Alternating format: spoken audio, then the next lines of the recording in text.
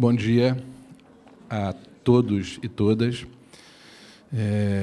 Eu sou José Henrique Lobato, faço parte dessa 14ª plenária e a gente está dando início, né, a essa nova composição, né, da mesa de debate, nosso terceiro e último dia, e eu quero convidar as pessoas que comporão a mesa aqui com a gente.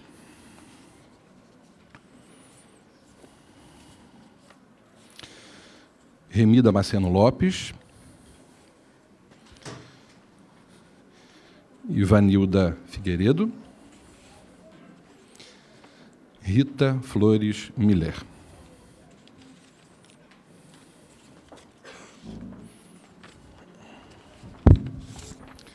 Bom, o 14º plenário do CRP do Rio de Janeiro tomou como uma de suas bandeiras, até mesmo como proposição, do 8º Congresso Nacional da Psicologia, o CNP, a discussão de laicidade na psicologia. Cabe aqui fazer uma breve exposição do que vem a ser laicidade, termo pouco estudado no universo acadêmico, não só da psicologia, e que nos atinge diretamente a partir de determinadas posturas, ideias e ideais fundamentalistas que sustentam alguns discursos. No artigo A Laicidade como Princípio Constitucional do Estado de Direito, do livro Em Defesa das Liberdades Laicas, o advogado e membro do Seminário Interdisciplinar de Estudos da Religião da Pontifícia Universidade Católica do Peru, Marco Uyaco, distingue as diferenças entre laicidade e laicismo. Segundo ele, a laicidade é a expressão política institucional do processo de secularização das instituições estatais, de seu ordenamento, de suas políticas, etc., que acaba moldando-se formalmente mediante normas, princípios, valores jurídicos. Antes, nesse mesmo artigo, ele havia exposto a ideia de secularização, que viria a ser, né, designaria, em geral, a perda de influência social da religião. E o Iaco cita também, né, ainda Roberto Blancarte, professor universitário no México, para dizer que laicidade é um regime de convivência social complexo à medida que se estabelece nas normas institucionais preferidas pela maioria para a gestão com tolerância de uma realidade igualmente diversa, de uma crescente pluralidade religiosa e de uma demanda crescente de liberdades religiosas ligadas aos direitos humanos ou à diversidade e particularidades culturais. Já o laicismo seria uma expressão do anticlericalismo decimonômico, é um nome difícil, né, que é ligado à questão do século XIX, que propõe a hostilidade ou a indiferença perante o fenômeno religioso coletivo, que pode acabar radicalizando a laicidade, sobrepondo-a aos direitos fundamentais básicos, como a liberdade religiosa e suas diversas formas de expressão. Portanto, laicismo não é laicidade. E quando apontamos a laicidade na psicologia, estamos sinalizando especificamente para a ética laica na esfera da atuação profissional da psicóloga, do psicólogo, do profissional da psicologia. Ninguém, em sã consciência, está exigindo da pessoa que, por sua vez, é psicóloga ou psicólogo, de ter sua pertença religiosa negada, mas sim problematizando em quais são as esferas que tais afetos ligadas ao credo podem ser evocados. Falar de religião, religiosidades, espiritualidades, agnosticismo e ateísmo é pô-los na arena política, pois tais conceitos perpassam as formações subjetivas que, como apregoa Félix Guattari, são fabricados, modelados no meio social, território esse ao qual habitamos, convivemos, construímos, desconstruímos ideias e ideais. E como diriam, na minha associação livre, sem censuras ou recalques, desde o princípio do prazer até o princípio da realidade, de nossas construções simbólicas, imaginárias e reais, o desejo pulsante em recordar, repetir e elaborar as ações do Conselho Regional de Psicologia do Rio de Janeiro, ao longo desses últimos 3 anos, por meio do seu eixo laicidade, composto por Abraão Santos, André Santana, Cristiane Serra, Fabiane Vieira, Júlio Rocha, Márcia Carijó, por mim, como coordenador, ligados à Comissão Regional de Direitos Humanos. História da psicologia e memória social fazem parte da minha formação acadêmica e me sinto impelido a trazer um pouco dos nossos percursos, dos passos percorridos por esse eixo. Fomos convidados a participar do Centro de Liberdade Religiosa, o CEPLIR, ligado à Secretaria Estadual de Assistência Social, onde temos uma cadeira como membro efetivo. Fomos convidados a falar na ABRAP Rio, Associação Brasileira de Psicólogos Espíritas do Rio de Janeiro, no grupo de psicólogos católicos. Estivemos como debatedores no Seminário de Psicologia, Laicidade e Políticas Públicas no CRP de São Paulo, bem como no Simpósio Psicologia e Senso Religioso da Associação Nacional de Pesquisa e Pós-Graduação, ANPEP, em Curitiba. Levamos a temática para a universidade na capital e também em outras cidades do estado do Rio de Janeiro, Angra, Campos dos Goytacazes, Nova Iguaçu, Petrópolis, Resende. Pois, como diz a música do grande Milton, que todo artista tem de ir onde o povo está, entendemos que nós, psicólogos, também temos que ir aonde o debate sobre certas questões que ouvimos e estão presentes, tais como a da laicidade, também devemos estar. Em 2015, uma mesa temática sob o título Direitos Humanos, Psicologia e Laicidade, Desafios Contemporâneos, tomou forma na 9ª Mostra de Práticas de Psicologia, há um ano atrás, onde um conselheiro do CRP de São Paulo, uma representante da Associação Brasileira de Psicólogos Espíritas, ABRAP, e um psicólogo ligado ao Corpo de Psicólogos e Psiquiatras Cristãos, CPPC, apresentaram considerações acerca dessa questão. Tal iniciativa vinha como proposição a uma ampliação do debate em nosso regional, tendo em vista o quanto somos questionados em relação à pouca abertura para se tratar, tanto no universo acadêmico, quanto na esfera da profissão. Dessas construções de modelagem subjetivas. E hoje, aqui estamos, um ano depois, para dar continuidade a este debate que se torna cada vez mais necessário e caro a nós, psicólogas e psicólogos, não só do Estado do Rio de Janeiro, mas de todo o Brasil, tendo em vista a interferência e ingerência de discursos religiosos, dando corpo a ações, dentre outras esferas, nas políticas públicas. Pautas são levantadas e cabe a nós, sociedade civil, abrirmos a discussão de forma ampla e democrática. A pluralidade religiosa, bem como as manifestações agnósticas e não crentes, devem ser respeitadas e seus discursos ouvidos. A psicologia não pode e não deve se furtar dessa escuta. Afinal, somos profissionais que lidam com essa ferramenta e dela não devemos nos afastar.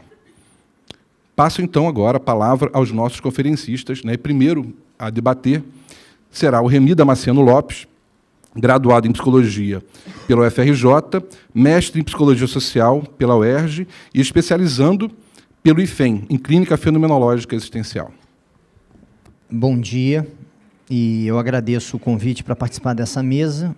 E esse tema, ele apresenta para a gente um desafio extremamente relevante no momento que a gente vive hoje de sociedade. Hoje a gente tem um verdadeiro transbordamento da religião para diversos aspectos da sociedade enquanto diretriz de pensamento. O transbordamento de um saber é natural, necessário, porque o saber é movente, ele precisa se refazer para dar conta dos assuntos que se apresentam, da novidade da vida. Então, esse movimento de transbordar de um determinado saber, saindo da sua esfera específica, indo para outros, eu não vejo problema nisso. O problema contemporâneo nosso, de sociedade brasileira, é que ele não se dá de forma dialogal. Ele não apresenta diálogos entre os diversos segmentos. E isso não envolve somente o saber religioso, envolve os demais saberes. A gente se você for analisar o que aconteceu na saída da Dilma do governo, com forte apoio evangélico, e eu fosse entrar um pouco mais no movimento evangélico, que talvez seja o maior foco dessa problemática atual, mas você pode pensar no pensamento cristão, e aí não desfazendo das outras expressões religiosas, longe disso, mas apenas apresentando que como essa tem sido uma corrente majoritária, né, o cristianismo no Brasil, e é onde se pautam as principais dificuldades envolvendo a psicologia e outras dimensões da sociedade atualmente. Então, você vê a instrumentalização desse saber, desse contingente, para a produção de uma diretriz, onde o que há é a produção de inimigos ou aliados. E isso está na sociedade hoje. Eu acho que a grande marca disso é a judicialização das relações. Você vê a dificuldade que temos de promover debate. E o nosso desafio, como psicólogos e como cidadãos, é conseguir fazer com que a gente construa a sociedade, mais do que vencer opiniões. Acho que a questão não é essa, mas é assim que está pautado hoje, julgo eu. Tá? Então, eu quero fazer uma breve consideração sobre a clínica, sobre a fé cristã, e aí, novamente, eu vou particularizar a fé cristã, porque é onde a gente tem vivido as maiores dificuldades. Não é nada contra, eu sou cristão, eu sou batista, sou pastor batista, então não tem nada contra a fé, até porque eu a professo, mas é onde encontramos os principais problemas. E pensar a possibilidade dos diálogos e alguns desvios, alguns comprometimentos éticos e epistemológicos que a gente precisa enfrentar e repudiar, e se posicionar de forma contrária. Então, a psicologia ela tem uma diversidade, ela pode se fundamentar tanto na filosofia quanto na ciência, e, por conta disso, há uma ampla variedade de possibilidades clínicas. Né? Então, você pode, por exemplo, pensar com relação ao objetivo, você vai ter a clínica psicológica, você vai ter gente buscando cura, e até o terapeuta propondo cura. Enquanto que, em outras perspectivas, não, a gente vai estar apenas promovendo a aquisição de novas percepções, perspectivas de enfrentamento, acolhimento, vai estar dentro de uma outra referência. A gente pode pensar, por exemplo, que o terapeuta, nessa perspectiva de cura, vai apresentar e vai construir soluções, vai apontar caminhos. Se for na perspectiva de ampliação de percepções, de aquisição de não de autonomia, mas de uma capacidade de elaborar seus próprios caminhos, ele não vai apontar caminhos, ele vai problematizar, ele vai acolher, ele vai gerar rupturas no pensamento, enfim, ele vai promover novas perspectivas. Né? A pessoa que chega, né, eu vou chamar de cliente, é sempre difícil como chamar, vou chamar de cliente. O cliente vai ser percebido numa perspectiva como alguém a reinventar seus próprios caminhos, e em outro não, em outro a seguir algumas orientações. Né? E a gente pode também perceber o ser humano, numa perspectiva ontológica, a gente pode perceber o ser humano como marcado por uma essência, e aí a gente pode pensar tanto religiosa ou não religiosa, e se o terapeuta tiver essa perspectiva, ele pode, o que seria um equívoco, mas ele pode tentar fazer com que a pessoa siga essa essência. Então, o religioso que acredita que há uma essência por conta da criação, então tem uma essência religiosa, ou o que não segue uma perspectiva religiosa, mas acolhe algumas falas do tipo, eu nasci assim, ou, enfim, alguma perspectiva determinante, essencialista, né? Ou, ao contrário, uma plena abertura aos caminhos que ele mesmo vai ter que inventar.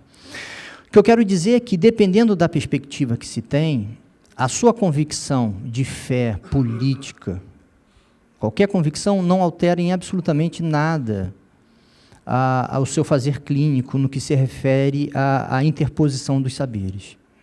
Dependendo da sua concepção clínica, pode interferir. E eu acho que esse é o primeiro ponto. Então, por exemplo, eu professo uma fé, sou terapeuta, e já atendi pessoas com perspectivas as mais diversas possíveis. Eu estou ali na perspectiva de dar suporte, de fazê-lo pensar quais os caminhos que ele deve percorrer, me encaro como mais um vetor de subjetivação, talvez privilegiado em alguns momentos, mas apenas mais um, e não estou no papel de definir. Quem define é ele mesmo. Dependendo da sua perspectiva, a convicção, ela não interfere no fazer clínico. Dependendo da convicção, dependendo da sua perspectiva da clínica, pode, não estou dizendo que faça, mas pode interferir, a sua convicção pode interferir. Mas aí já é um problema ético e epistemológico, julgo eu, que a gente pode ver mais à frente. A fé cristã, ela traz, e aí fazendo uma breve ponderação sobre ela tem, ela se fundamenta em outros saberes, evidentemente, né? Enquanto a psicologia ela se fundamenta ou no rigor do pensamento sobre objetos que se possa racionalizar na filosofia ou experimentar na ciência, a religião ela tem uma outra perspectiva, que ela se fundamenta na revelação. Ela aborda o mistério, enfim, ela está em outro campo de saber, E a fé cristã, em particular, essa convicção da fé cristã, ela tem um discurso abrangente por um desdobramento lógico, porque o objeto do seu culto é o Criador.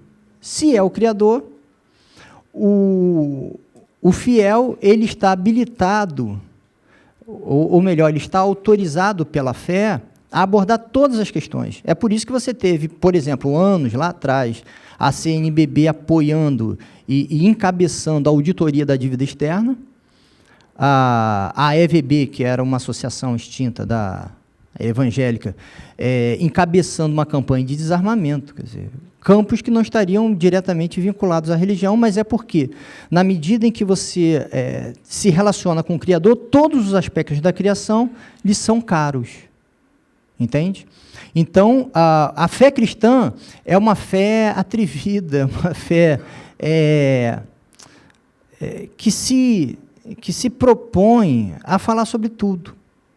E isso realmente isso é próprio da fé, não tem como tirar, porque ela tem a ver dessa relação com o Criador. E, obviamente, se tem uma relação com o Criador, ele tem um saber alinhado ao que a gente chamaria de natural, porque ele defende a criação. Então, o saber cristão, ele dialoga e privilegia intensamente o conhecimento natural, a natureza. E eu acho que é esse que traz um monte de questões na discussão que eu acho que há que se aproximar e aprender a dialogar. E ele pensa na criação por uma lógica. Deus cria, Deus sustenta, e ele sustenta a partir de uma intencionalidade, que é a do amor. É essa a lógica cristã.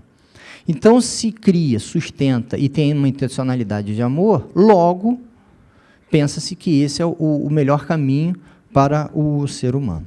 E aí a gente se depara com essa dificuldade, quer dizer, as fontes, as bases da discussão não são as mesmas, né? Não são. Uma se baseia na revelação, outra na ciência, na filosofia. Todas propõem prover conhecimento, todas. Todo saber propõe apresentar sua perspectiva, sempre, né? E, obviamente, todo saber tem sua moral, apresenta um certo e um errado. E aí, dentro dessa questão, que eu acho que ajuda na discussão, é a gente perceber se é possível o diálogo entre fé e razão. Porque se não for, e aí eu acho que tem muito aluno de psicologia desonesto, cristão desonesto, e muitos líderes religiosos desonestos, porque eles apresentam uma incompatibilidade uma incompatibilidade. Se há uma incompatibilidade, só há dois recursos. O abandono da fé, se eu quero fazer o curso, ou o abandono do curso, porque o curso se baseia na ciência e na filosofia. Se eu considero os saberes incompatíveis, só tem duas posturas éticas a se tomar: o abandono do curso ou o abandono da fé. Agora, se eu considero o diálogo possível, tenso, mas possível, aí é viável estabelecer diálogos, percursos, e desfazer essa lógica que se instaurou na sociedade brasileira, de que o que está no lado oposto do meu pensamento se transforma em inimigo. Esse dispositivo de construção de inimigos inviabiliza qualquer construção solidária, qualquer perspectiva de solidariedade social, qualquer possibilidade de caminhar juntos. A sociedade é plural e deve ser plural, isso é positivo. Se a gente for buscar o discurso, como foi falado sobre a secularização, a Bíblia, pensando na fé cristã, né, a Bíblia ela fomenta uma lógica secularista, na medida em que ele separa, por exemplo, o poder religioso do político, desde Israel, né, lá com Davi, que ele não foi o sacerdote, enfim. Você pega os evangelhos, ele tem essa cara, não tem essa pretensão de imposição e nem de vinculação, de hegemonia de imposição. Ao contrário, é a apresentação dos princípios da sua convicção e há uma dimensão de convencimento. E eu acho que a gente está com medo de encarar as tensões. A gente está receoso de encarar as tensões. Se não encarar as tensões, a gente não constrói a sociedade. Ou a gente tenta uma sociedade uniforme, o que é impossível, só numa imposição, numa ditadura. E aí a gente se depara com algumas corrupções, que eu acho que são sérias. Já falei daquela, do estudante que vai fazer um curso e acha que a fé é incompatível com a razão. Ele está sendo desonesto com ele, com o curso. Não vou falar para largar, porque senão a gente está dando a sugestão contrária ao que a gente acredita, mas há um comprometimento ético aí. E eu acho que é um comprometimento ético quando o terapeuta ele se coloca como aquele que tem que conduzir o outro. Eu acho que isso fere a lógica do que a gente defende.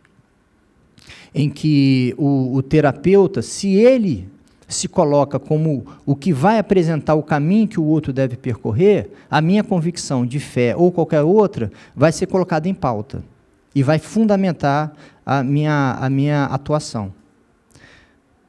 Então, se houver essa perspectiva de que o terapeuta é aquele que apresenta todas as soluções e todos os caminhos, o atravessamento religioso vai surgir, julgo eu. E tem alguns comprometimentos que eu acho que é de falta de compreensão. Porque você sobrepor, por exemplo, o conhecimento religioso ao científico filosófico é corromper a lógica do que você está fazendo. E eu acho interessante porque e não há discussão, por exemplo, sobre a imposição de uma medicina cristã. Ninguém vai seguir a medicina bíblica. Ninguém.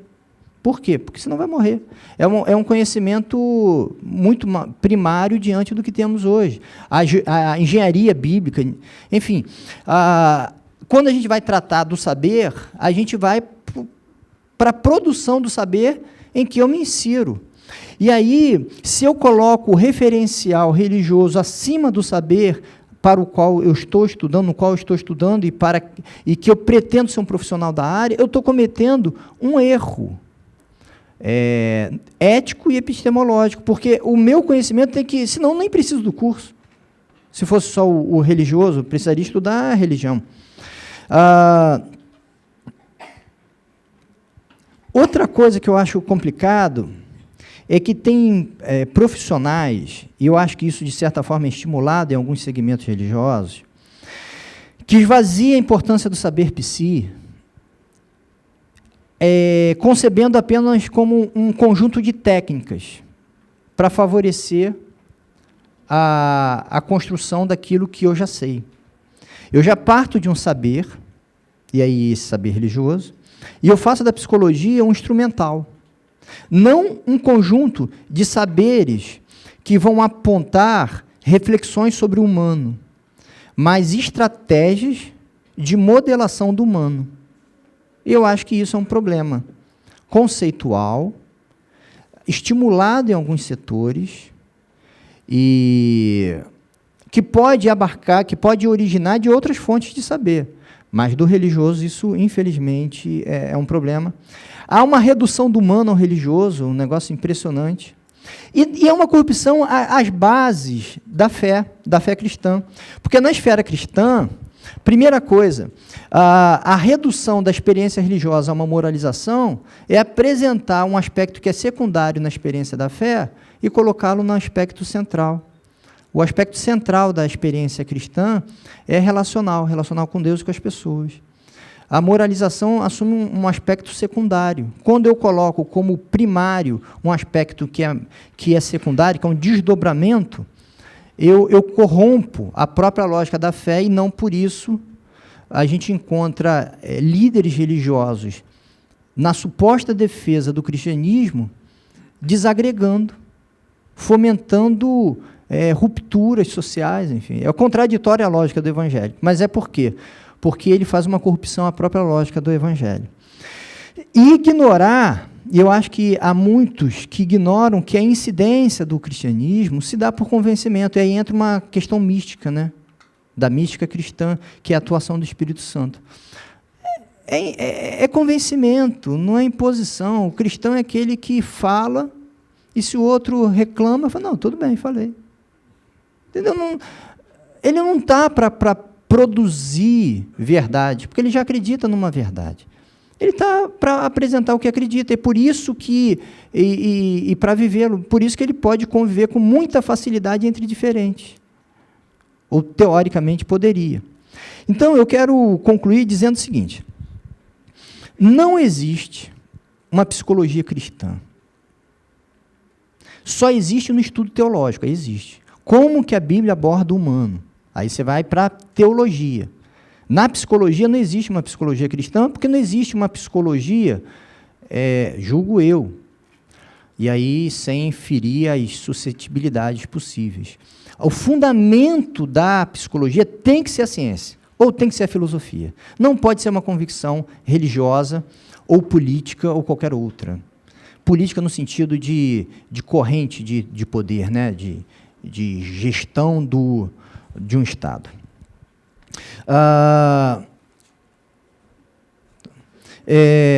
Concluindo mesmo,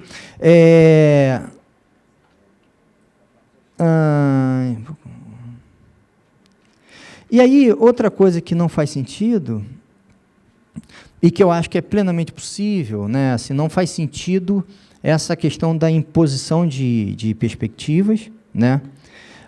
Na medida em que a clínica, e pensando na clínica, é um fomentar de reinvenções de si, não faz sentido o terapeuta querer apresentar uma perspectiva, porque é a dele. E eu acho que isso é um problema que a gente pode viver por influência dessa perspectiva religiosa. E eu também, terminando, a clínica possui um núcleo, e esse núcleo é apresentado pelo cliente. O núcleo temático é apresentado pelo cliente, não é pelo terapeuta. E eu acho que quando o terapeuta ele se coloca como aquele que dá o contorno da temática a ser abordada, ele está corrompendo a lógica do trabalho. O cliente chega, apresenta seu sofrimento, a sua demanda, e é a partir disso que o terapeuta vai trabalhar. E vai favorecer que essa pessoa encontre os seus caminhos. Se eu já chego diante do outro, apresentando o caminho e definindo qual é o problema, eu corrompi a lógica da clínica. Aí eu vou para a clínica religiosa, que tem seu lugar. Tem seu lugar, mas não é esse.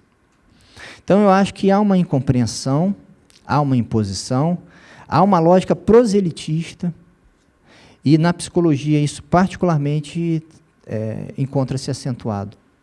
Uma pena.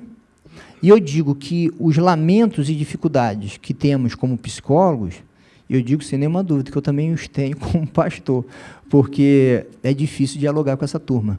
E a gente precisa aprender. É difícil aprender, dialogar com quem já chega com todas as definições, não somente na percepção do que é essencial e negociável, mas do que é plenamente negociável e que vai ter que aprender a caminhar juntos. Esse é o nosso desafio. O nosso desafio como profissionais psi é a construção de uma sociedade respeitosa, fraterna, que consegue construir diversidade, porque, aliás, a clínica possui exatamente essa marca, de possibilitar que a pessoa que procure conquiste a sua diversidade ao modo como entrou. Ele vai reinventar algo. Ele vai reinventar a si mesmo.